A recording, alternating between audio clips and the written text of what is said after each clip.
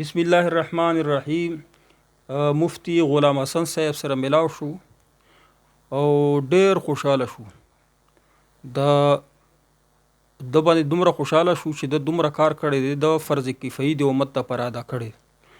د میراث په چې کوم د یو فتوا لیکلې په 2 جلدونو کې، فتاوی میراث په 2 جلدونو کې، هغه نوي مسایل دي پکې چې هر مفتی ته، هر متخصص ته، هر عالم ته د دې مسایلو ضرورت دی. هر لایبرري کتابخانه د عالم چې د دینه خلی د کتابونو نه فتاوی میراث، نو گویا کې د علم کامل نه دی. هغه د میراث ضروری مسایل چې مونږ ته مخې ته راځي، علما کرامو ته درجه مکړي، ډېر ښکلی کار یې کړی. د سره ما چې ووایي چې د امت دپاره فرض کفایي چې کوم کار دی، فرض هغه ادا کړی دی.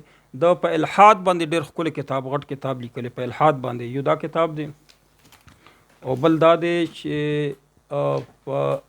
زه اسلام ولې پرېږدم، ولې نه پرېږدم.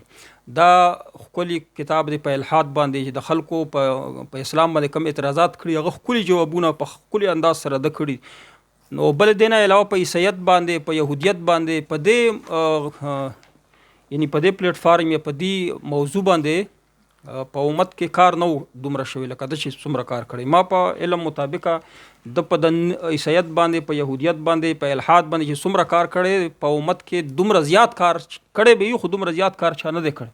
نو په دې باندې زه خوشحاله شوم. خو بیا هم دا د یو عالم دپاره دغه لوی لوی غټ غټ کتابونه د چاپ کول یو عالم دپاره ډېر ګران کار دی.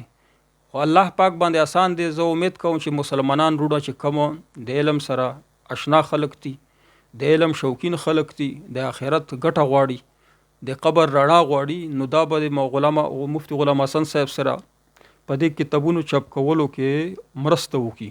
دا مرسته د ځان سره مرسته ده، د آخرت دپاره، د قبر دپاره، په دې کې د ځان دپاره رڼا ده.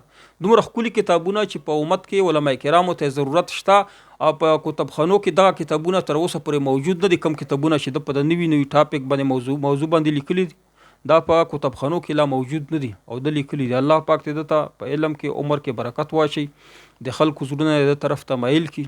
الله پاک دې دا کار د پر دنیا آخرت صدقه جریه وګرځي.